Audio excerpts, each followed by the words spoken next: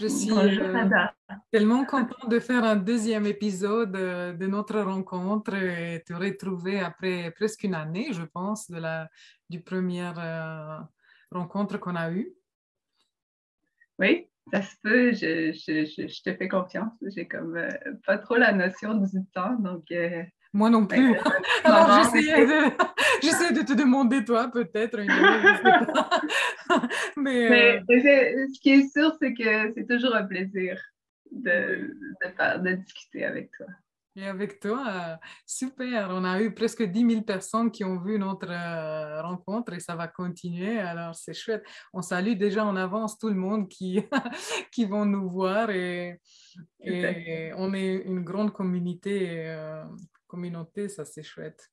Mhm. Et entre-temps, toi, tu me sembles un peu changé, je pense. Tu as Ah oui? vécu aussi une période de silence, je pense, et maintenant tu reviens parmi nous. Non? Oui. Je me trompe? Oui, il y a eu un moment où il y avait vraiment plus l'élan de partager ou de parler de cet espace finalement tranquille. Il y avait vraiment le mouvement de me déposer dans cet espace comme pour aller mariner, on va dire, pour vraiment laisser les choses décanter et juste rester, juste être Mm. en cet espace sans avoir besoin de le définir, d'en parler, parce que quand on répond aux questions, ce fut un exercice intéressant et j'y reviens maintenant, peut-être avec d'autres mots, d'autres façons d'explorer ça, mais de toute façon, il n'y a que l'instant pour définir tout ça. Mais pendant un moment, il y avait vraiment plus l'élan d'être avec mes chevaux dans la nature et en fusion, en lien avec toute vie. Et aussi, je crois qu'il y a eu cette étape où, tu vois, après la grande révélation, le grand basculement où l'on voit ce qu'on est réellement et que tout ce dont on a cru, tout ce qui était relié à une identité, quand ça s'écroule, après, finalement, il y a comme un déni parce que quelque part, l'expérience continue. Parce que dans cette grande révélation, il y a cette absolue dissolution et ce contact avec la vérité, euh, il y a vraiment comme s'il y avait eu un download de la connaissance, mais on ne peut pas revenir sur planète Terre avec toute cette connaissance en même temps. Tu vois, c'est comme un entonnoir où quand la conscience, elle se redensifie, elle revient expérimenter dans une densité, euh, elle reconnaît qu'elle n'est rien de tout ça et elle se reconnaît en toute chose, dans son essence immobile, on va dire, et dans cette lumière qui est toujours présente et qui émane de toute chose. Mais euh, il y a en même temps comme un déni par rapport au corps, par rapport à la matérialité, parce que c'est tellement flagrant et irréversible qu'elle n'est rien de tout ça, que quelque part, c'est comme si elle se positionne en permanence dans l'absolu, dans l'espace plutôt que dans la matière qu'elle sait qui est illusion finalement. Et dans cette période de repos et de dépôt, il y a eu cette fusion avec, malgré qu'elle se reconnaît et se reconnaissait déjà en toute chose, là, il y a vraiment une intégration du fait que absolument tout est nous, tout est elle, tout est... Et donc, il n'y a plus ce je suis et je ne suis pas. Je...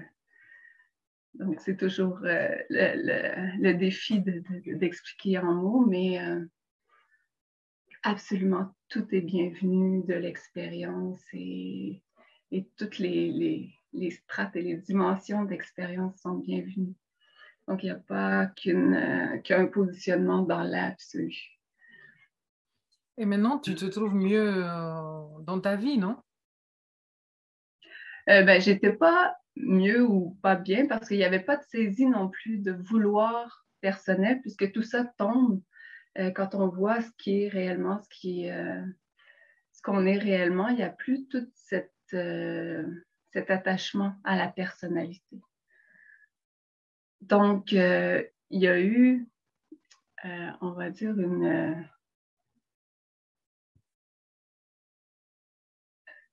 tu vois, ben, après le retournement, cette grande révélation, j'ai dû quelque part réapprendre à communiquer, à parler, parce que encore aujourd'hui, quand je parle, tout sonne faux quelque part, parce que c'est comme si de parler au je, tu vois, parler à partir de l'identité que je sais plus vaste, tu sais, que je ne suis pas restreinte à cette personne, à cette personnalité. Donc ça, j'ai dû réapprendre à parler au je.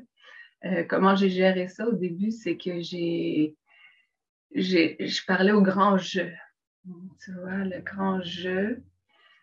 Et tranquillement, ça s'est remise à parler au je. Mais souvent, je parle à la troisième personne encore, mais beaucoup moins. Mais je t'avoue qu'au début, c'était assez déstabilisant pour ma famille et mes enfants quand je parlais toujours à la troisième personne. Donc, d'ailleurs, ma fille, elle m'a fait une petite crise, ce qui était comprenable quelque part parce qu'elle ne me reconnaissait plus du tout. Elle n'avait plus ses références puisqu'il n'y avait plus ces notions de peur, de protection. Donc, lorsqu'elle me partageait des inquiétudes ou des choses qu'elle vivait, elle n'avait plus les échos auxquels elle était habituée et qui étaient sécurisants pour elle. Donc, elle n'avait plus les balises. Mais ça s'est vite apaisé parce qu'elle s'est rendue compte que finalement, c'était un accueil d'amour inconditionnel qui était là. C'était des bras grands ouverts et peu importe ce qu'elle me partageait, c'est OK, c'est comme ça. Tu vois, tout était toujours beau et ça ne fait que partie de l'expérience. Et donc, ça décontracte beaucoup, ça déconstruit. Mais sauf que c'est déstabilisant ça peut être déstabilisant pour des enfants ou un conjoint ou la famille qui sont habitués de te mettre dans un certain moule. Dans le fond, ils font une projection de toi-même et ils t'enferment dans une vision qu'ils ont de toi. Et lorsque tu sais que tu n'es pas ça et que tu es totalement libre et qu'il n'y a que l'instant pour se dévoiler finalement, il n'y a plus toutes ces références et ça peut être très déstabilisant. Et d'ailleurs, ma fille, elle m'a demandé, est-ce que tu es rendue schizophrène? Parce que je parlais toujours, ça te voit, ça t'aime, ça. Donc, mais c'est qui ça? Je veux ma mère. Elle est où ma mère? Et maintenant, elle est là, sa mère, non? Oui, c'est une grande mère. Oui, très Mais aimante. c'est Mais intéressant de parler un peu de ça parce que déjà, je ne sais pas si quelqu'un peut comprendre qu'est-ce que c'est l'éveil avant de le vivre, hein. Et alors chacun, j'imagine qu'il a sa propre image et imagination. Et revenir de l'éveil dans lequel tu acceptes et tu vis aussi comme Juliane et comme cette personne et ce monde séparé. Et tu as aussi ce rôle d'un être séparé aussi, non? oui, ben c'est tout ça, cette fusion, cette harmonisation qui se fait finalement. Euh, et, et c'est dans un laisser-faire. Comme je dis souvent, tout est changé, mais rien n'est changé. Tout est pareil, mais c'est comme positionné ailleurs. Il y a quelque chose qui transcende la paix, qui est toujours présent, mais tout se passe comme s'il n'y avait rien de changé, à peu près. C'est juste que les actions, les mouvements, tout ce qui se fait n'est plus c'est plus à partir de la personne qui veut contrôler l'existence. Il n'y a plus cette notion, cette croyance de je fais, que la petite personne, la personnalité fait. Il y a ce su que c'est la conscience uniquement qui est à l'œuvre. Donc, c'est cette disponibilité, cette ouverture, se laisser être et se suivre le courant finalement. Donc, on peut voir que, et nous sommes tous dans ça, nous sommes tous là. C'est, dans le fond, dans le grand retournement, ce qui est vu, c'est parce que tu parles d'éveil, et justement, c'est cette grande illusion que finalement, il n'y a rien à éveiller. Tout est déjà la conscience parfaite. Et je fais aussi une différence entre l'éveil et la réalisation. On s'en va sur un terrain glissant, mais l'éveil,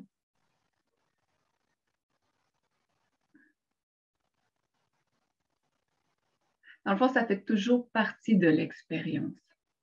Tout ce qui peut être observé fait partie de l'expérience. Tout ce qui passe fait partie de l'expérience. Tout ce qui est impermanent fait partie de l'expérience.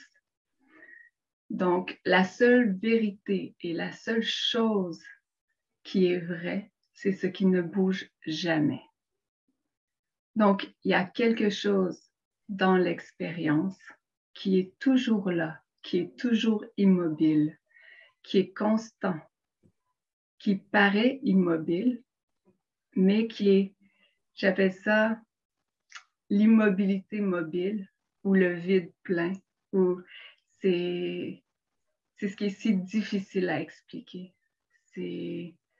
Mais pour le trouver et pour que la conscience en reprenne conscience finalement, parce que c'est toujours ce jeu de la conscience qui redevient consciente d'elle-même finalement et de son plein potentiel, donc de ce qu'elle est réellement. À quel endroit elle s'est oubliée, à quel endroit elle s'est identifiée à la densité. Donc, à quel endroit, qu'est-ce qui est toujours là, qu'est-ce qui est toujours avec vous, qui ne bouge jamais, qui vous a toujours accompagné, qui est là en permanence et qui n'est pas de l'ordre de la forme, mais en même temps, c'est si tangible et c'est même plus tangible que la forme elle-même. C'est juste que c'est une question d'attention. À quel endroit l'attention, elle s'est déposée, à quel endroit l'attention, elle est attirée, et on a appris à penser que la matière est plus réelle que ce qui est réel. Donc, on s'identifie à la forme, on s'identifie à ce qui bouge, à ce qui monte, à ce qui descend, à ce qui fluctue. Alors, qu'est-ce que nous sommes réellement est, on va dire, neutre, absolument neutre. Mais neutre est un terme que, on va dire, le mental n'aime pas beaucoup. Mais c'est une neutralité si pleine, si pleine, on va dire, pour utiliser des mots d'amour, de paix. Mais ce n'est pas une notion linéaire. Ce n'est pas une notion humaine. Souvent, on essaie de décrire quelque chose que le mental humain ne peut pas conceptualiser. Et on essaie de prendre ça et de l'apporter dans un concept humain. Est-ce qu'on pourrait... Pardon. Est-ce qu'on pourrait avoir la troisième phase où Avant, on disait que le monde matériel est le réel et on est complètement attaché à ça. Après, on dit c'est le réel, il est ailleurs. Et après, finalement, on dit le réel est partout. En effet, même Julien est réel dans tout ce que tu fais, dans tout. Dans le Covid, dans la colère, dans le rôle de mère, ça c'est réel aussi, mais c'est un réel peut-être qui appartient à ce plan et c'est pas le seul. Est-ce qu'on pourrait dire ça? Ben, on peut dire ça, c'est sûr. Et ça, dans le fond, c'est pour rassurer le mental. C'est le fait de classifier. Tu vois, le mental, il est bien quand il est rassuré, quand tout est à sa place, à sa case, que c'est décortiqué. Là, il peut s'apaiser parce que, OK, tout est à sa place, je comprends, je peux m'installer confortablement. Et quelque part, ça a son rôle parce que lorsqu'il est tranquille et il peut relâcher l'hypervigilance, alors le corps peut se détendre et dans cette détente, on peut vivre directement le réel, qui est la paix absolue. Donc, et c'est cette dimension qui passe à travers le corps. On va dire que le corps est comme, je le compare à une antenne d'émission et de réception, parce que tout est information. Donc, ce n'est que de l'information. Donc, c'est la conscience qui expérimente. Elle expérimente par le corps des sensations, une sensation de réalité dans la matérialité, dans le fait d'être un corps, de vivre certaines expériences et absolument tout est bienvenu. Et c'est la magie finalement, c'est la beauté, c'est le miracle de cette vie. Donc, c'est dans le fait d'embrasser toute chose, de dire oui à tout ce qui est là. Et c'est dans cet espace décontracté, tu vois, parce que le corps, plus il est décontracté et plus il est disponible pour capter une gamme de subtilités d'expérience qui est infinie. Donc, quand on est en mode survie, on est en mode protection, contraction, densité, on expérimente une densité. C'est OK, mais c'est la dureté. Tu vois, c'est le tangible, c'est je suis le corps et j'ai besoin de m'identifier et j'ai besoin de protéger cette identité. Et c'est pour ça que je suis toujours en réaction. Et dans ce mode réactionnel, je dépense énormément d'énergie puisque je suis en mode survie en permanence. Donc, je suis en hypervigilance, toujours en train de me demander est-ce que je suis menacée. Quand tout ça tombe, parce que au final, on n'est jamais menacé. Ce que nous sommes réellement, c'est absolument impossible que ce soit touché d'aucune façon. Donc, à partir de là, finalement, toutes les gammes d'expériences sont possibles. C'est comme une musique, finalement. Et justement, plus le corps est détendu et plus l'attention, ce qui observe la vie, ce qui en fait l'expérience, qui est la conscience directe, lorsqu'elle est attentive à ce décodeur, finalement, ben, il y a deux choses qui se produisent.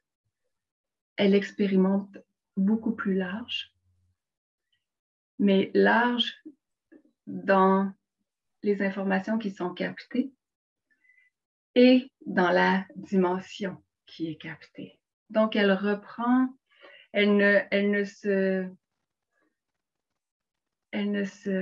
densifie plus, elle ne s'identifie plus aux limites du corps. Tu vois, parce qu'on a appris finalement qu'on était ses limites et que ce qu'on ressent dans ce corps est nous et part de nous, alors que les sensations ne parlent jamais de nous. Ce ne sont que des expériences, que des sensations d'expérience. Et quand on n'en fait pas quelque chose, il circule simplement, il passe. Et plus on est ouvert et plus on est décontracté et détendu, et moins il y a de friction. Et plus ça ne fait que circuler.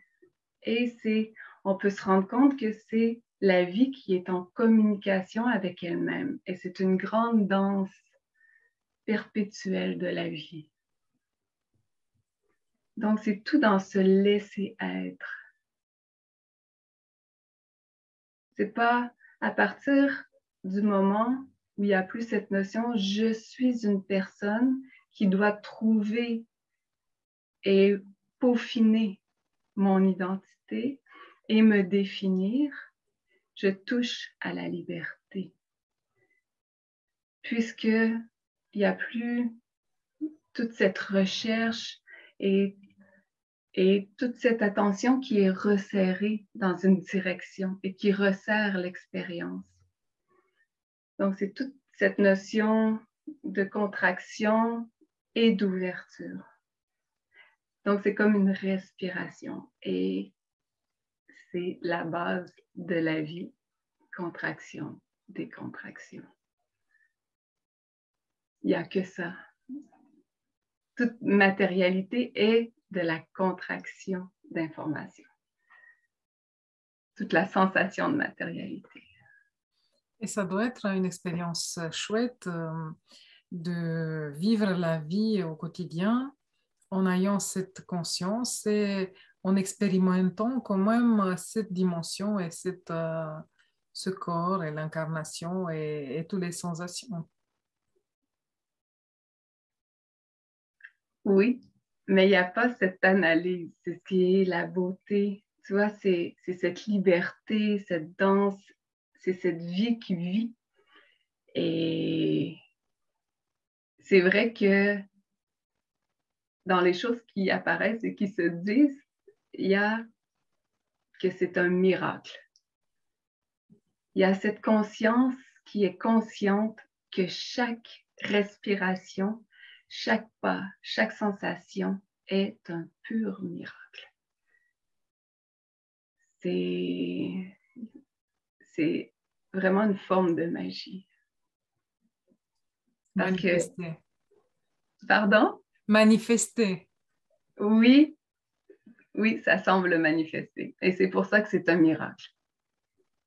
Mais c'est ça, comme on parlait un petit peu avant de commencer l'enregistrement, il y a comme, on va dire, plusieurs strates d'expérimentation, en fait. C'est infini, la subtilité d'expérience. Donc, quand on parle de la manifestation, c'est de la densité et c'est plus ou moins dense.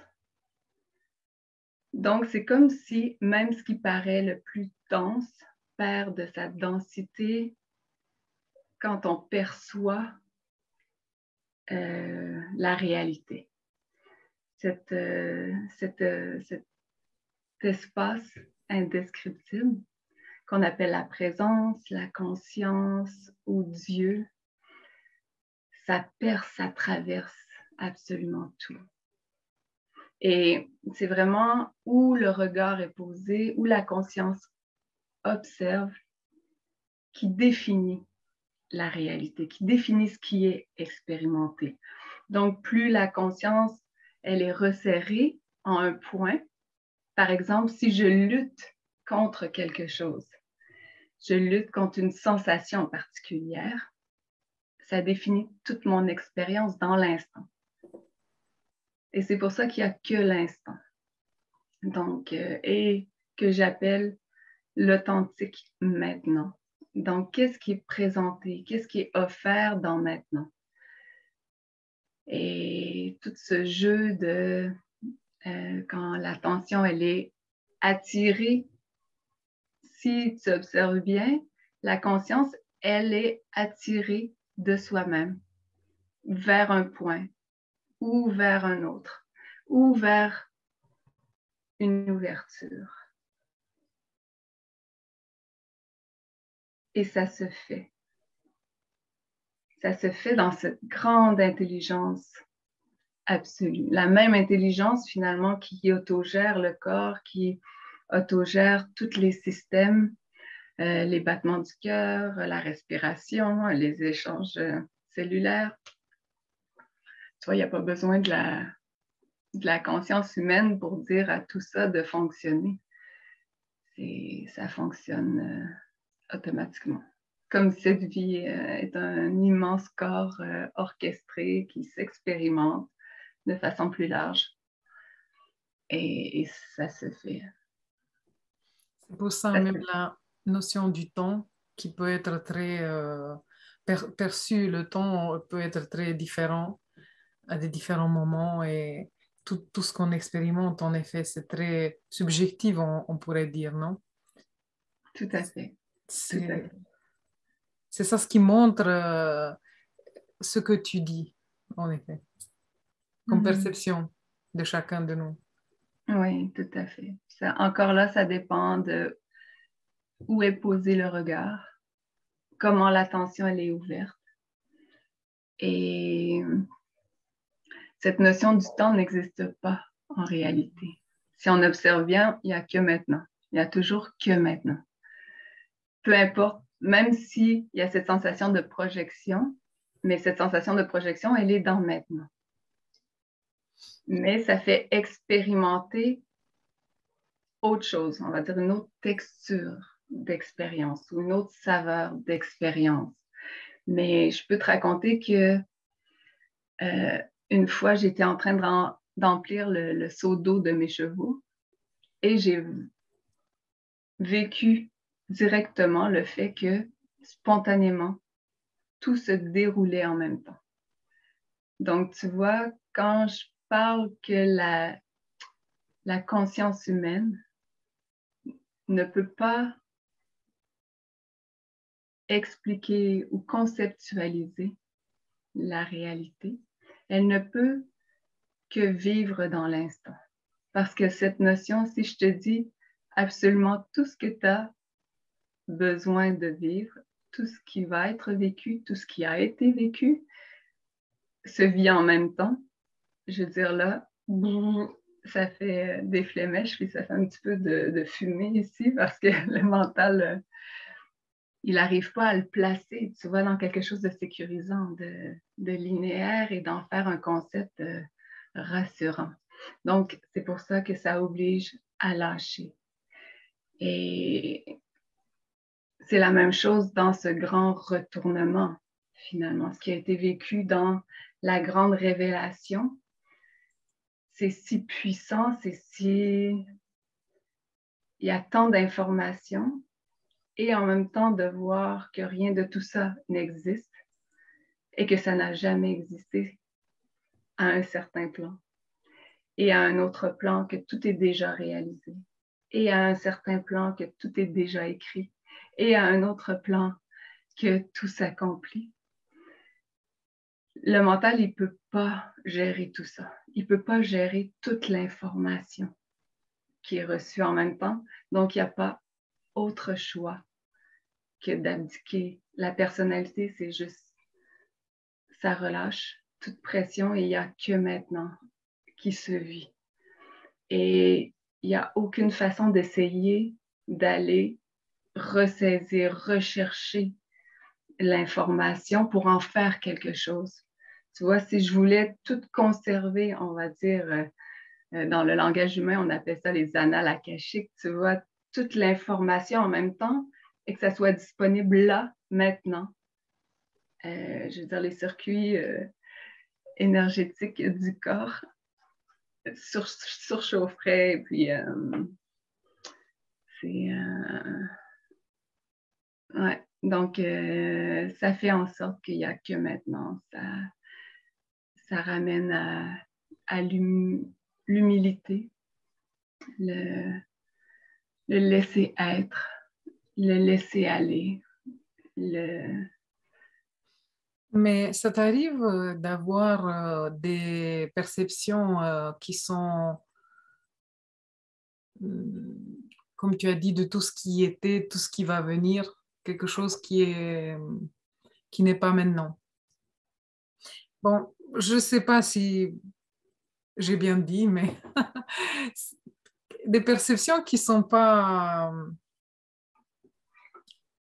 habituelles, disons. Ben, habituel selon qui? Ben, selon le mode séparé quoi, dans lequel on vit et que tu as vécu avant. Mais en fait, c'est pas spécifique à moi. Tout le monde, tout ce que je parle là, c'est pas, Oui, c'est pas quelque chose que oui, clairement. Juliane, elle est spéciale, tu Mm. vois? C'est que Oui, tout le mais vu monde est que tu là. as compris cette fusion dans le temps de passé, futur et tout, quand tu as compris tout ça et tu as une grande ouverture, moi, je pense qu'il y a des choses qui apparaissent. Moi aussi, j'ai vécu. C'est pour ça je te demande. Oui.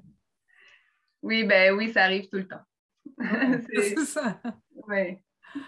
Souvent, la majorité du temps, je sais déjà à l'avance ce qui va arriver, mais je ne peux pas le changer. C'est un su, et finalement, ça ne sert absolument à rien, mais c'est juste, je sais ce qui va arriver, et c'est juste un su. Et c'est dans, tu vois, il n'y a pas la personnalité qui veut s'en mêler pour dire ce serait bien que ça soit autrement, tu vois. Non, mais si tu as juste un autre regard sur la chose, et peut-être que tu pourrais créer un autre scénario, sans être une chose de la personnalité qui s'accroche et qui veut, mais simplement en jouant. Oui, ben si c'est là, ça peut apparaître, hein. Ça fait partie de la conscience qui veut jouer. Et il y a toute cette notion, euh, on va dire qu'à travers ici, elle joue beaucoup avec la lumière. Il y a cette notion puisque cette lumière divine qu'on appelle, qui est captée à travers et qui sort et qui est à l'avant-plan de toute matérialité. Euh, En fait, on peut jouer comme on veut avec ça. Tout est cette lumière. Et il n'y a pas de limitation à ce qu'on peut faire. Chacun, nous sommes cette conscience. Et chacun, par les yeux qui voient, sont directement cette conscience. On, on a appris qu'on était Isabelle, Martine, Pierre, Jean, Frédéric, peu importe les noms qu'on porte, Martina. Mais en réalité, ce qui voit n'est pas ce qu'on croit être, n'est pas défini comme on croit être, n'a pas toute cette histoire sur son dos comme on croit. On n'est pas défini par ce qu'on a appris que nous étions. Nous sommes cette conscience qui expérimente. Et il n'y a pas de limite. Je dirais qu'il y a un réapprivoisement.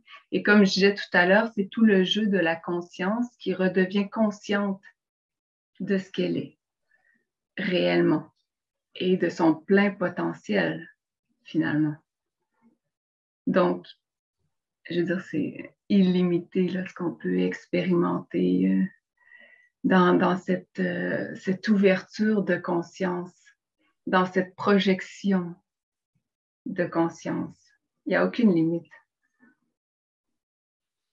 Et je reviens sur ce terrain, comment tu as dit, glissant, euh, parce que je suis sûre que ceux qui vont regarder la vidéo vont me remercier. Je reçois déjà les remerciements. Parce que tu as parlé de l'éveil et de la réalisation que c'est pas la même chose. Et je pense que c'est vraiment intéressant si tu expliques comme tu vois la chose, comme tu vois ça, la différence. Ben, je vais parler à partir de l'expérience qui a été vécue ici directement. Ouais. Ça s'est fait en deux étapes.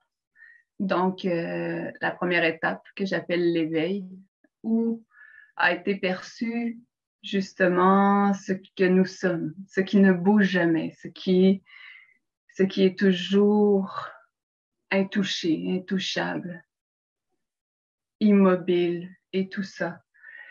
Mais il y a cette notion de qui reste une individualité qui a trouvé ça.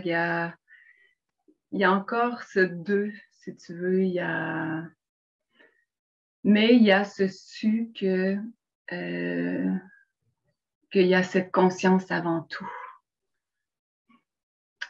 Et la réalisation, mais c'est encore séparer les choses, mais disons pour jouer avec les termes, les mots et tout ça. Ce grand basculement, cette grande réalisation est hors de tout doute. Tu vois, l'éveil, j'ai eu besoin d'une validation. Je suis allée, il y avait à l'époque Pierre et Gérald qui étaient à la maison et j'étais allée les voir et je leur avais demandé si c'était ça. Tu vois, j'avais senti l'ego glisser, il n'y avait plus vraiment de Juliane, il y avait cette dimension immobile qui était là. Mais 2 semaines après leur départ, Pierre et Gérald qui font des enseignements, qui partagent justement. Oui, on a pris leur interview à Pierre.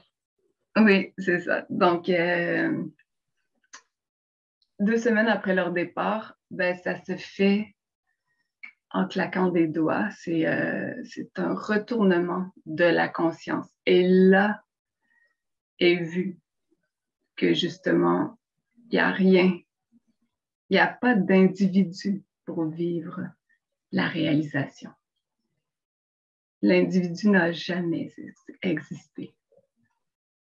Et c'est là que c'est très déstabilisant, tu vois, quand il y a cette redensification et qu'on a encore l'impression d'expérimenter un corps et une individualité, alors que la conscience, elle a vu que tout ça, c'est de la frime, c'est une grande blague et ça n'a jamais existé. Et, et tout ce qui vient avec toute cette indescriptible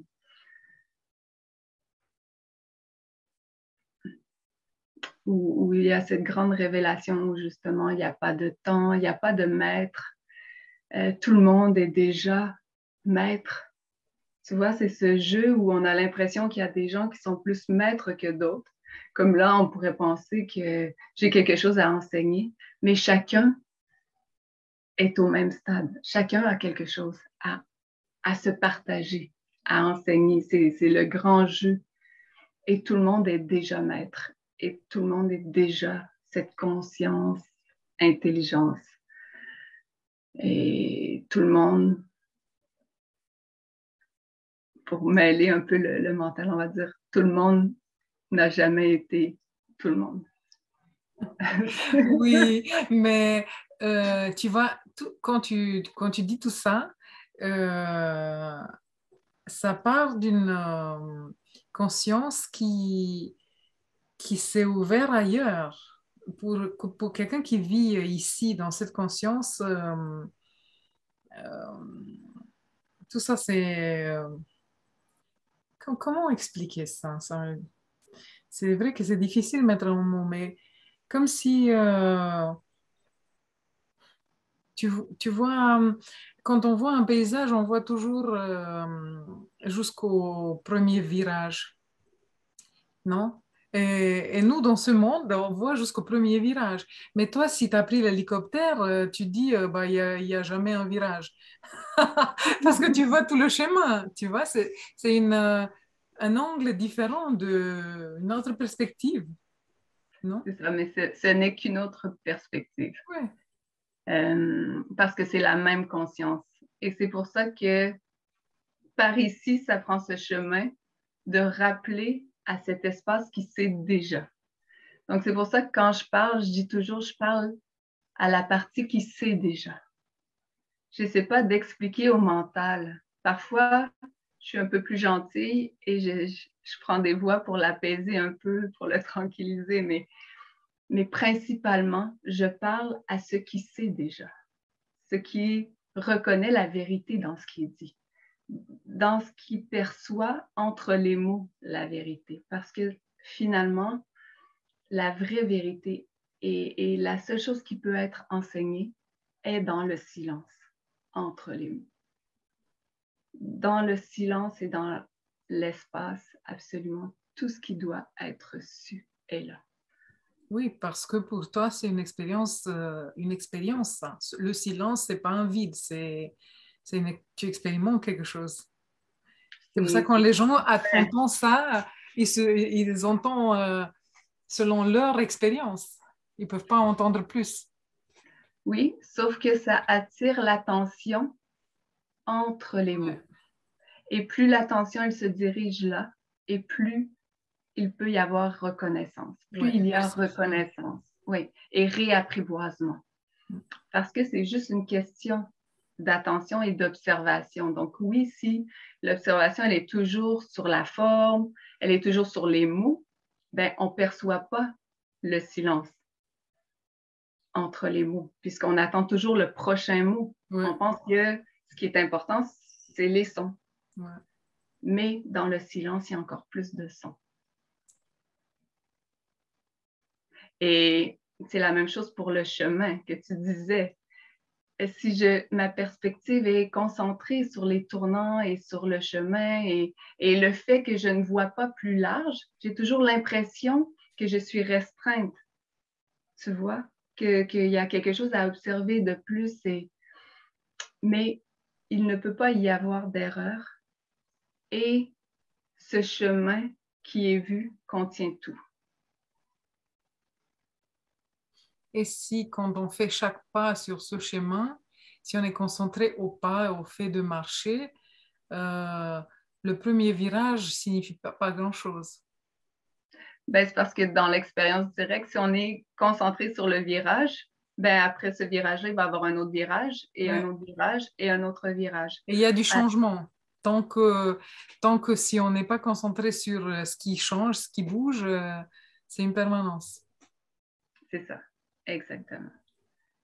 Il y a C'est quelque chose qui n'est pas de l'ordre du chemin. ouais. Comme tu dis, où on met notre regard, dans notre silence ou notre présence intérieure, ou sur le chemin, sur l'expérience extérieure. Exactement.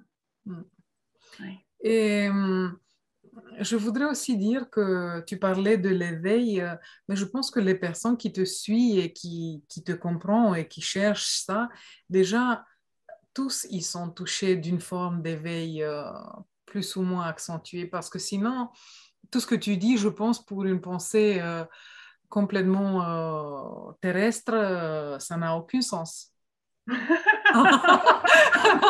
C'est sûr qu'on parle des choses complètement extraterrestres. Oui, tout à fait. J'essaie de mon mieux de rendre ça accessible, mais ça ne fonctionne pas beaucoup. Ben, en tout cas, j'essaie au mieux, mais de toute façon, comme on dit, il n'y a que la conscience qui est à l'œuvre et c'est comme ça qu'elle se définit ici. Et elle pointe toujours sur ce qui sait déjà. Donc, et tu pourrais être surprise de voir comment il y a des gens qui ont, on va dire, jamais côtoyé ce milieu et que lorsque je parle, ça résonne très fortement. Ça va toucher quelque chose parce que ce n'est pas de l'ordre de la compréhension. Il n'y a jamais la compréhension qui va pouvoir contribuer à ce savoir, à ce su. Sauf que la différence, c'est que les personnes comme ça, elles comprennent tout de suite, mais ils oublient le même rapidement. Ils oublient, ils font pas une recherche dans le temps, non, dans les années. Quand on commence déjà à faire une recherche, c'est parce qu'on n'a pas oublié. Oui, ben, parce que c'est comme ça en ce moment. Quand c'est là, c'est là. Quand c'est pas là, c'est pas là. Mais aussi, il faut voir que on est très attaché aux habitudes et c'est les habitudes qui reviennent très vite, les conditionnements. Donc, c'est toute la question de cette qualité d'attention dans l'instant pour voir quand les actions sont posées, est-ce que ça part de la réaction, des conditionnements, donc de la contraction, ou si ça part de l'espace ouvert, de l'espace tranquille, de l'espace qui qui est en mouvement spontané et qui ne demande aucune énergie pour se mettre à l'œuvre.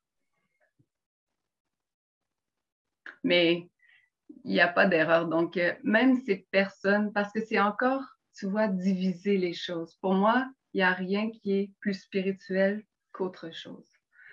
Absolument tout est spirituel puisque tout est cette conscience à l'œuvre. Donc, même la personne qui n'est pas dans une recherche peut être totalement assise et consciente sans cette notion de je sais et j'ai trouvé quelque chose et je vis cette conscience.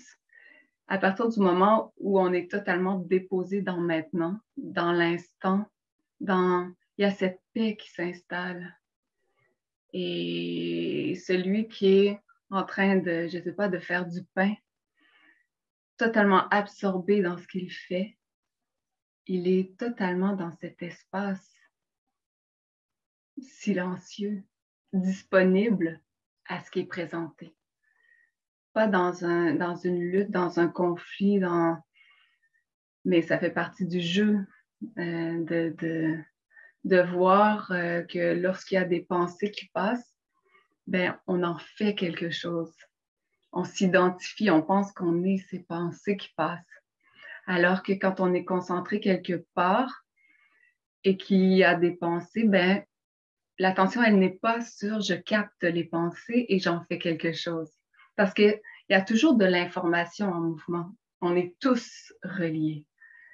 Et dans ce plan, toute l'information circule en permanence. Donc, où est mon attention si je suis toujours attentive à mes pensées, aux pensées qui passent, et que j'en fais quelque chose et que je les capte et je pense que je dois lutter contre ça, ben, c'est l'expérience qui est vécue directement en ce moment. Et c'est OK. En fait, tout est OK. Et c'est la notion de toucher à l'amour inconditionnel.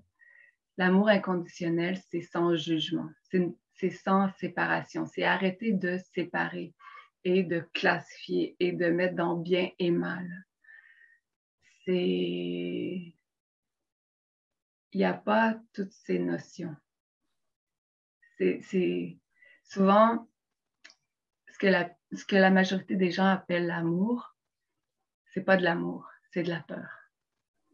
Ça vient avec des conditionnements d'anxiété, de contrôle, D'attachement. d'enfermement, d'attachement. Mais l'amour véritable est libre de toute contraction, de toute saisie, de tout jugement. C'est juste l'opposé peut-être. Mais quand tu parlais des pensées qui viennent et tout, j'ai vu cette information, ou je ne sais pas comment le dire, quand, que quand on fait attention à la pensée qui passe, cette pensée commence à occuper notre vie, à se faire vivre, non? C'est intéressant d'observer ça, que on a une pensée et on devient une avec cette pensée et on commence à expérimenter cette pensée dans la matière, non? Oui, bien si, il y a deux choses qui me viennent. D'un, on va dire, c'est l'écoute active. Si je compare ça, par exemple, au fait, si par exemple, tu es assise sur un banc et que tu attends une personne que tu ne connais pas, tu sais que ce sera un homme brun, avec les cheveux bruns. Et tu es assis sur ce banc et à chaque homme qui s'approche avec les cheveux bruns, tu te lèves, tu vois, prête à l'accueillir. Donc, c'est comme de l'attente active. Si par contre, tu es juste disponible, assis sur ton banc, à savoir que cet homme saura te reconnaître et viendra, se présentera à toi de lui-même. En fait, tu es dans cette disponibilité à laisser passer tous les hommes aux cheveux bruns qui veulent passer avant que celui que tu attends vienne se présenter. Donc, il y a ça qui venait et il y a l'expérience que j'ai vécue concrètement aussi plusieurs années avant la grande révélation et qui, d'un, montre bien la différence entre une expérience et la grande révélation qui sort totalement de toute matérialité. Ça se situe avant toute expérience, toute matérialité. Mais l'expérience que je m'apprête à vous raconter, à te raconter, c'est j'habitais au Congo et c'était une nuit. Je dormais profondément et quelque chose m'a réveillée. Je me suis assise dans mon lit et là, toute la matière a disparu. C'est comme s'il n'y avait que des pixels. Tu vois, dans un écran, par exemple, avant qu'il y ait des images qui apparaissent, qui sont de l'information. C'est la matrice. Donc, il n'y a que des pixels. Et j'étais dans absolument tous les pixels de l'univers. Et à ce moment-là, il y a une pensée qui est passée. La pensée super banale, je n'ai pas le temps en ce moment. Tu vois, je n'avais pas le temps d'être l'univers au complet, chaque pixel de l'univers et tout. Donc, mais il y a cette pensée qui est passée et qui a été saisie et pouf, toute la matière s'est reconstituée. Donc, dans cette expérience, ce fut vraiment intéressant d'un parce que peu importe ce que vous faites, peu importe si vous dormez ou pas, la vie va vous réveiller pour que vous viviez une expérience que vous devez vivre dans votre champ d'expérience. De deux, ben, les pensées créent l'impression de réalité. Et trois, ben, on ne contrôle pas la venue des pensées. Les pensées apparaissent et ces saisies se font justement en dehors d'une individualité qui voudrait saisir ou pas. Donc, dans cette décontraction, quand ces informations sont libres, on voit qu'il y a quelque chose de sous-jacent qui définit la réalité expérimentée dans maintenant. Je ne sais pas si... Moi, j'avais quelque chose d'autre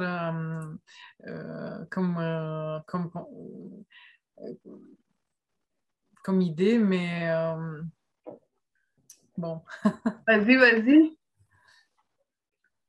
Dis-moi, dis-moi. Non, je disais juste dans notre expérience quotidienne, quand on est pris par le mental, non, et par toutes nos pensées. C'est simplement, on a des pensées, il y a une pensée qui vient, et là, ça peut créer de l'angoisse ou de stress ou de différents types d'émotions. Et ça peut nous emporter même le corps, que le cœur batte plus vite ou on a d'autres symptômes, non? Et on est complètement, on marche dans la rue et quelqu'un peut être dans cette pensée et dans cette, je voulais dire, cette manière, c'est que la pensée s'incarne et ça devient une expérience et ça prend notre vie, ça prend cet espace de liberté que tu parles, de vide, non, d'ouverture. Mais ça, nous, on devient ça, ça focalise complètement sur cette pensée. Ben, ça se rapporte à un peu quand la matérialité s'est reconstruite. Tu vois, quand la pensée elle, a été saisie, finalement, il n'y avait même pas une personne pour saisir la pensée quand ça s'est fait à ce moment-là dans l'expérience. Donc, c'est la même chose dans l'exemple que tu parles. Cette pensée, elle apparaît et qu'est-ce qui dit que c'est ta pensée? C'est pas ta pensée, c'est une pensée. Tant que tu n'en fais pas quelque chose de personnel, en fait, ce n'est qu'une pensée qui passe avec une saveur, qui témoigne et qui propage des sensations dans le corps, qui sont de l'information que ton corps traduit. Et quand on reste simplement ouvert, ça permet à cette information de se diluer dans la conscience. Parce que c'est la conscience toujours qui observe. C'est la lumière de la conscience qui observe ces sensations, ces informations. Et dès que c'est vu, c'est perçu, c'est mis en lumière. Donc, c'est mis en conscience. Tu vois, je compare ça à une lampe à moustique. Euh, Ça devient une réalité, quoi. Pour toi, ça devient le réel, même si, comme tu dis, c'est un faux réel. C'est pas vraiment le réel, mais on rentre dans le vécu d'une pensée, quoi. mais en fait, quand c'est mis à la lumière de la conscience, quand c'est éclairé, justement, c'est vu que ce n'est pas une réalité. Exact. Parce que puisqu'on n'en fait pas quelque chose, c'est juste observer. Et on peut voir qu'il y a quelque chose qui l'observe. Tu vois, il y a quelque chose qui observe les sensations, qui peut observer la pensée, qui est en arrière de tout ça. Et ça, c'est ce qui ne bouge pas. Ça, c'est ce qui est jamais influencé ou touché par tout ce qui est observé, tout ce qui bouge, toute l'information, les pensées, les sensations. Ça ne nous définit jamais. Moi, j'aimerais, si tu es d'accord, de te demander encore, tu as parlé brièvement sur cette expérience de réalisation qui s'est passée 2 semaines après la partance de Pierre, mais en quoi cette expérience c'était différent de l'éveil dans le sens que, si tu peux parler sur ça, comment c'était? Comment tu l'as Euh, vécu? c'est quelque chose que j'ai toujours beaucoup fui. J'ai toujours eu un peu de Éviter. réticence à en parler pour pas que les gens s'attachent Ouais, parce que c'est comme ça que ça s'est produit ici exact. et que chaque champ d'expérience est unique. Ouais. Donc, il ne faut pas s'attacher à quelque chose, à des attentes, à dire, ah oui, ben elle, ça s'est produit comme ça, donc j'attends que ça se produise comme ça. Et on est vraiment des êtres très, très différents dans le sens que notre maturité intérieure et notre chemin, ça a d'autres moments. On peut même pas. Je pense qu'on est fait par. Ça veut dire notre chemin derrière, il a pris beaucoup de virages et beaucoup des expériences. Et quand ça se défait d'une manière correspondant à ce qu'on a parcouru, non? Ça peut pas être Ben, pareil. totalement unique. C'est Ouais. la beauté, la magie, c'est que chaque champ d'expérience, chaque personne, Mm. ce que j'appelle des champs d'expérience, est totalement unique, a sa propre beauté, sa propre saveur. C'est, pour la conscience, c'est que du bonbon, c'est que pure perfection. Donc, il n'y a pas plus perfection à un endroit à un autre endroit. C'est juste différent. Et c'est l'esprit humain qui en fait quelque chose de mieux ou de moins bien. De regarder quelque chose et dire, ah oui, moi, je voudrais être là parce que je pense que ici, c'est pas encore ça, c'est mieux là. Parce que c'est toute une question de vision et d'idéalisation. Et, et c'est tout le jeu parce que tout le monde est déjà ça maintenant. Ça ne peut pas être autrement. Et ça ne peut pas être autre chose que ce qui est expérimenté maintenant. Donc, ce ne sont que des saveurs d'expérience qui apparaissent. Donc, lorsque je suis attentive à observer qu'est-ce qui apparaît, ça se dévoile dans maintenant. On va dire dans chaque maintenant. Mais chaque maintenant est libre de sa saveur et c'est là que ça devient surprenant de ce qui peut apparaître, de ce qui peut se définir, où on est libre de notre personnalité aussi, en dehors des attentes que tu vois, les personnes qui vivent avec nous peuvent avoir dans leur regard envers nous, quand c'est libre d'être ce que ça veut être. Et c'est là toute la beauté de laisser cette pulsion de vie, cette force de vie euh, être libre. Et c'est là qu'on expérimente directement cette magie. Parce que souvent, la souffrance est de lutter contre ce flot intérieur, cette grande pulsion de vie qui veut juste être libre de pouvoir s'exprimer. On va dire ça comme ça pour utiliser des mots. Mais et c'est toute cette lutte, en fait, par rapport à tous les conditionnements qu'on a appris depuis qu'on est enfant à ce qu'il faut faire, ce qu'on ne devrait pas faire, ce qu'on devrait être, les attentes de nos parents, tu vois, mais ça fait partie aussi de la beauté et de la perfection de tout ce jeu. Mais c'est de découvrir que quand je lâche, quand j'ouvre les vannes des barrages, finalement, ben, cette pulsion de vie, cette couleur, cette teinte unique qui s'expand, qui est libre de s'exprimer dans des choses qui ont été pour beaucoup réprimées depuis si longtemps, des expressions, des pulsions qui sont là, latentes, au fond de soi, et qu'on a étouffées par des croyances, des conditionnements, des il faut, des il faut pas. Mais quand quelqu'un proche s'attend quelque chose de toi et toi, tu sens cette liberté s'exprimer, ça crée pas une résistance de la part de l'autre ou un conflit dans le sens que tu es en accord avec toi-même, mais est-ce que tu devrais pas recevoir la même liberté pour que ça ne devienne pas un conflit? En fait, on expérimente ce qu'on est. Donc, si tu portes le conflit, tu vas expérimenter le conflit. Si tu es amour, tu vas expérimenter l'amour.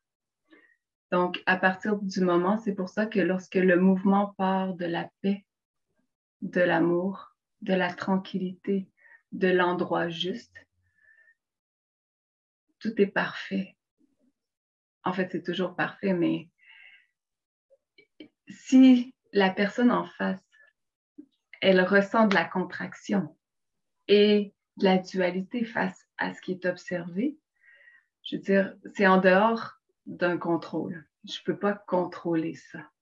Mais qu'est-ce qui te dit que cette contraction que la personne va témoigner, ce que tu appelles ce conflit, n'est pas le plus beau cadeau qu'elle peut recevoir? Quand c'est parce qu'à partir du moment où c'est l'amour qui est en mouvement en permanence, parce que cet espace qui est libre d'agir, c'est justement dans cette notion amoureuse d'elle-même, de nous-mêmes. Donc, c'est là qu'on goûte à l'authentique amour, l'amour qu'on a toujours recherché depuis qu'on est tout petit, depuis qu'on a cru, on a commencé à croire qu'on était cette individualité, qu'on a appris comment se comporter, tout ça, qu'on pense qu'on doit satisfaire à l'extérieur de nous pour retrouver cet amour, pour mériter cet amour. En fait, c'est qu'on a oublié qu'on était la source même de l'amour. Et cette source même d'amour est en perpétuelle action. Et on peut le sentir et le ressentir dans ce mouvement juste, finalement. Et c'est situé à l'intérieur de nous. Ce ne sera jamais situé à l'extérieur de nous. L'extérieur n'est que le reflet de l'intérieur, toujours. On porte le monde en soi. Oui, je demande un peu plus concrètement quand tu es dans une relation avec quelqu'un, dans une relation, non, et l'autre réagit selon sa conscience. Le fait que toi, t'es paix et amour, ça le influence et ça fait les choses que ça reste paix et amour ou quand l'autre réagit et il est contracté, comment ça se passe pour toi? Ben, ça dépend de ta vision de paix et amour. Paix et amour, c'est pas toujours avec des petits papillons. Paix et amour peut se jouer de façon plus intense, on va dire. Mais quand c'est positionné au niveau du cœur, dans cette écoute, quand on parle à partir de soi, à partir de cet espace amoureux, de respect, je veux dire que l'autre crie, hurle, s'arrache les cheveux, euh, je veux dire, ça lui appartient. C'est une expérience comme une autre et ça peut être très intéressant. Mais je veux dire, lorsqu'on est positionné et bien centré dans cet amour, rien ne peut percuter. Ça ne vient pas frictionner puisque c'est libre de, de toute saisie. C'est quand, parce que c'est toujours contre nos propres douleurs qu'on se bat, contre quoi on lutte. C'est nos douleurs qu'on ne peut pas supporter. Donc, quand je vois quelqu'un ou une situation ou quelque chose que je ne peux pas supporter, j'essaie de changer la situation à l'extérieur pour ne pas ressentir ce que je ressens. Donc, je suis en lutte avec moi-même. Je suis jamais en lutte avec l'extérieur. Et l'invitation est toujours de se rencontrer soi-même au cœur de soi. Donc, quand je rencontre ces espaces contractés qui ne font que témoigner d'histoires passées, de vécus qui ont été souvent refusés d'être vécus et expérimentés jusqu'au bout, et qui reviennent simplement cogner à la porte pour dire il te manquait un petit bout. Souvent, on va mettre en place des stratégies pour ne pas vivre, ne pas rencontrer ces espaces. Mais tôt ou tard, la vie fait en sorte qu'on va devoir laisser circuler ces contractions finalement qui sont engrammées dans le corps quelque part, mais qui, encore là, ne parlent pas de nous. Ça fait juste habiter le champ d'expérience unique qui est là. Et d'en prendre conscience, de le voir, puisque c'est la conscience qui met en lumière, qui prend conscience, en fait, de rester avec et juste de permettre dans cette écoute, dans cet espace élargi, permettre la décontraction. C'est juste, ça s'unit au tout, ça se relâche. C'est pas dans la notion de vouloir faire, c'est dans la notion de laisser être. Je me rappelle quand, il y a quelques jours, j'ai eu l'idée ou l'impulsion de l'élan de cette rencontre filmée. J'avais cette idée, j'essaie de la retrouver, que finalement, de ce que tu parles, ce qui est très beau, c'est une belle mélodie du cœur. Euh, je ressens que, en effet, tous nos problèmes, c'est dû aux contractions qu'on a. Et dans ce monde, dans nos existences, il s'agit de comment laisser passer l'amour sans obstacle, sans blocage, sans barrière. Comment faire laisser de plus en plus. Et je pense que peut-être toi, tu expérimentes, ou je te demande, peut-être tu expérimentes la même chose, non? Que on peut toujours avancer en s'ouvrant de plus en plus à cette courant d'amour sans qu'on nous se lève aucun blocage. C'est tout dans le jeu de ne pas lutter contre les blocages. Donc, l'amour véritable se situe là. Parce que si l'on croit que l'amour est exempt de blocage et de contraction, on n'est pas dans l'amour, on est toujours dans la lutte contre les sensations de contraction, de blocage, puisque c'est jugé négatif. Alors que l'amour, c'est le grand oui, c'est ouvrir grand les bras et dire oui à absolument tout. C'est OK avec les blocages qui apparaissent.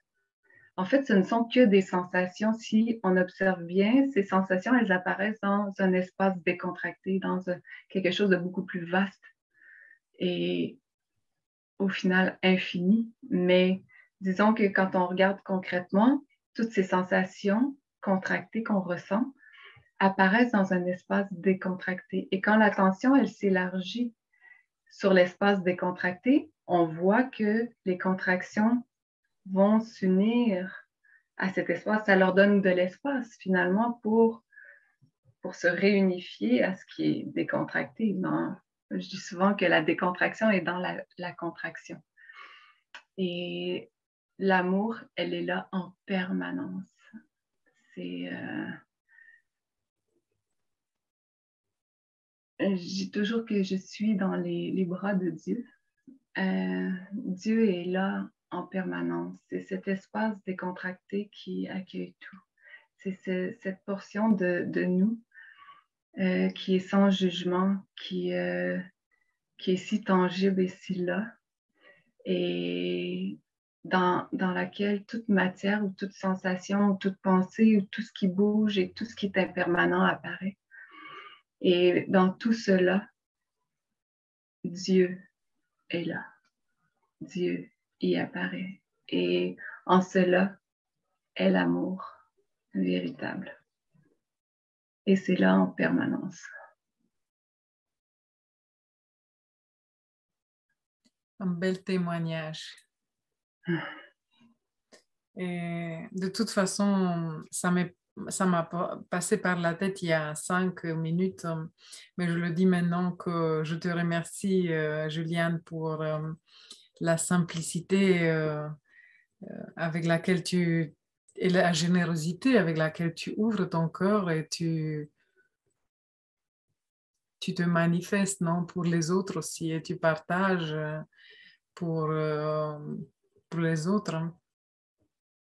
Mais j'essaie de rendre ça concret le plus possible et accessible. Mais oui, j'essaie d'être le plus disponible dans ce laisser être.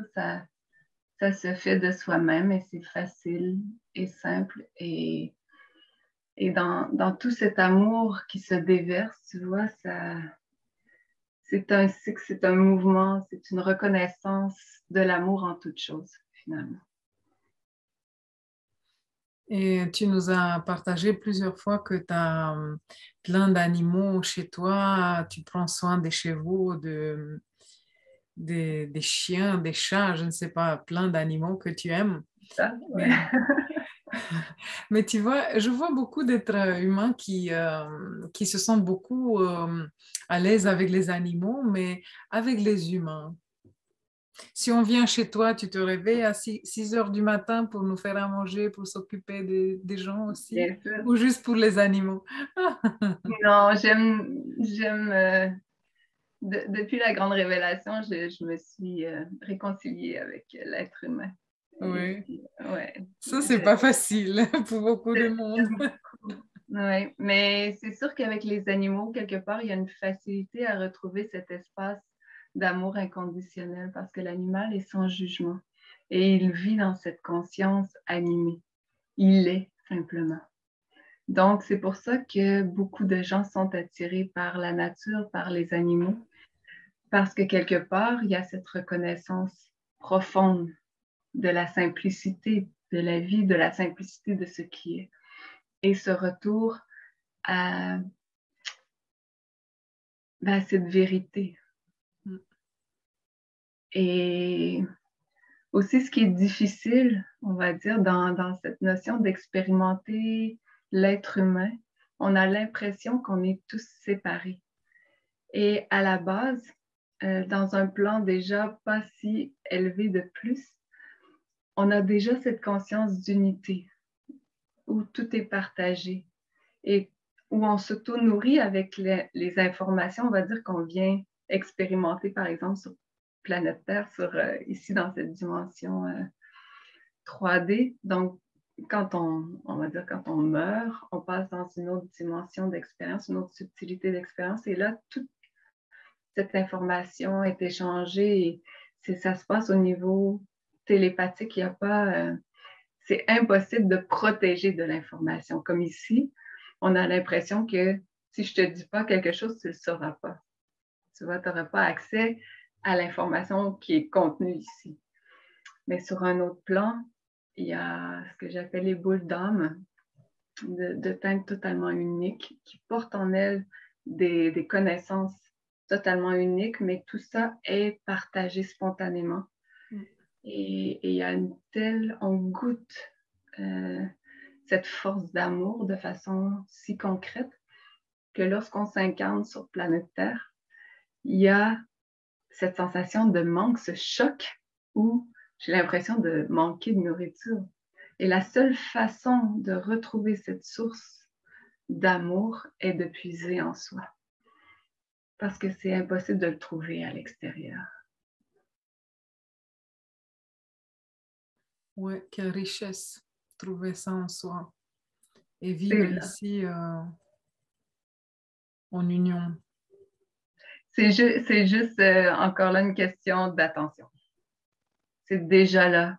C'est juste où l'attention, elle se porte. Ça définit l'expérience. C'est pour ça, ce qui est intéressant, par exemple, comme exercice à faire, c'est de porter le regard, par exemple, sur une plante ou sur tout objet et juste recevoir l'information, s'ouvrir. Parce que souvent, on est très concentré sur l'histoire. La majorité des êtres humains est concentrée sur son histoire, sont en permanence en lutte contre eux-mêmes, contre les sensations, et ça définit l'expérience et ça densifie et ça accentue cette sensation de séparation. Mais quand le corps est détendu, quand je suis disponible à accueillir autre chose que finalement juste lutter contre mon histoire et essayer de penser qu'il faut que je me purifie ou je me départisse d'une partie de l'histoire pour pouvoir trouver ce que je suis, en fait, on ne peut pas ne pas être ce qu'on est. Donc, c'est déjà là. Et quand les yeux sont posés, par exemple, sur une plante, juste rester disponible à laisser circuler l'information qui arrive. Et c'est là qu'on ressent cette union directement. Quand on est ouvert, quand le corps est ouvert, tout passe et là, je peux expérimenter directement cette union avec la vie, avec toute chose. Et pourquoi tu donnes cet exemple avec une plante? Parce que j'ai une plante juste à côté de moi. Je comprends, parce que ça pourrait être quoi que ce soit, non? Oui, ça pourrait être un chien, ça pourrait être une voiture, ça peut être... c'est pour ça que quand on marche dans la forêt, par exemple, juste rester ouvert et juste disponible, sans chercher à tendre vers je veux trouver quelque chose, mais juste être décontracté, élargir la vision. Donc, apporter l'attention en dehors du corps, voir. Parce que si on regarde, quand l'attention, elle sort du corps, elle se dirige ailleurs, finalement. Si on essaie de trouver la fin, il n'y a pas de fin. On est, on est grand à l'infini. Et donc, c'est tout ce jeu, en fait, ce réapprivoisement, jouer avec la subtilité, réapprendre à... C'est comme ça qu'on découvre beaucoup plus de subtilité d'expérience et que la vie prend une toute autre dimension, finalement. Et qu'on a accès, justement, avec d'autres subtilités d'expérience directement, d'autres formes de vie moins densifiées. Ça me rappelle les moments peut-être que tu as vécu aussi et beaucoup d'entre nous vivent, surtout quand on est enfant, mais même après, quand on est simplement avec un regard nulle part et on est dans un état comme ça de... Ça te dit quelque chose ou... Tout à fait. C'est pas Oui. comme moi. Non, quand on est... Ça nous arrive, je ne sais pas, quand on était enfant, peut-être beaucoup plus souvent, on est simplement... Et c'est si bien, on se sent si bien et c'est si chaud et c'est si... Mais on pourrait pas dire quelque chose. Oui, ben les enfants sont carrément assis là. Hein. Ils sont pas dans un... Quand on est enfant, finalement, on apprend à être quelque chose. Si Ouais. on regarde bien, ben, on s'est fait gronder par les parents parce qu'on faisait... Puis souvent, c'est un choc parce que c'est comme pourquoi j'ai pas le droit de faire ça ou pourquoi c'est mal. Et là vient la notion de culpabilité, cette Tu sensation fais de faire rien. mal. Quand tu es comme ça, tu fais rien, tu devrais faire quelque chose. Oui, c'est ça. Et Ouais. finalement, on était éduqués pour rentrer dans cette mentalité, cette vision. Combien cette éducation? 20 ans, ça a duré. C'était pas si facile, quoi. Oui. Et c'est tout en place pour ne pas déranger. Hein. Mm. Parce que si on est trop éclatant, trop, ben, ça vient heurter toutes les barricades, toutes les barreaux de prison que tout le monde s'est bien construit. Pour se Donc, rassurer, pour se protéger. C'est ça. C'est pour ça que tout le monde essaie de tamiser, et c'est là que ça nous amène à la notion d'ego où les gens pensent que si quelqu'un parle fort, est très coloré, est très unique, sort de la masse, oh, souvent, il y a le réflexe de dire, oh, il a un gros ego. Mais c'est totalement l'inverse. L'ego, il rapetisse, il écrase, il enferme. Et donc, c'est tout pour la survie finalement. Parce que si tu es trop éclatant, si tu es trop apparent, ben, tu risques d'attirer l'attention et d'être mis en danger. Et donc, si tu te conformes bien à la masse, tu rentres bien dans le moule et tout ça, tu as espérance de survivre le plus longtemps possible. Mais dans ce mode survie, ce n'est pas assez. Et c'est de là que beaucoup de gens souffrent énormément parce qu'il n'y a pas toute cette couleur, cette expression, ce feu d'artifice unique, ce potentiel infini qui est libre. C'est tout enfermé dans des cages et voilà. Mais ça s'expérimente comme ça. Et c'est Ouais. tout parfait. Ben, C'est comme merci. ça en ce moment, on va dire. Ouais, c'est vivant et ça change notre perception à tout moment. Merci beaucoup, Juliane. Je ne sais pas si tu veux rajouter quelque chose. Ben, merci infiniment, Rada. Merci d'être ce que tu es, d'apporter ta teinte unique, d'offrir cette fenêtre, de créer cette brèche, ouais, pour laisser passer la lumière. Donc, Merci pour ces mots et je ne sais pas. Avec toi, merci à toi pour cette sensation que j'ai de proximité ou de, comment on peut dire ça? Je me sens proche de toi. On ne se connaît pas trop, hein? Une Canadienne, une Roumaine, des mentalités probablement formatées différemment, mais il y a quelque chose là qui me fait sentir chez moi et je te remercie pour ça. ben, parce que c'est cet espace, c'est chez toi, cet Ouais. espace. Mais Ouais. c'est magnifique quand on peut le vivre avec une personne. En parlant des animaux, je voulais dire que aussi, avec les animaux, on se sent beaucoup plus au moment présent. C'est dans le moment. C'est pour l'animal, c'est maintenant. Non? Ça nous aide aussi. Oui, tout à fait. Ouais. Ça aussi. Ben, comme je disais, c'est toujours maintenant, sauf que c'est le mental qui nous fait croire en cette projection. Donc, c'est cette vision, cette projection dans les pensées qui nous font expérimenter le futur, par exemple, ou le passé, parce que on traîne toujours Hmm. le bagage du passé quand on est situé ici, dans nos pensées, dans le mental, et les animaux nous ramènent dans les non-pensées, dans l'espace du cœur, dans l'être. Et c'est ce qui nous remet dans la sensation de vivre le présent. Hmm. Ben, merci beaucoup et je te dis à la prochaine alors. Merci Rada. À la prochaine.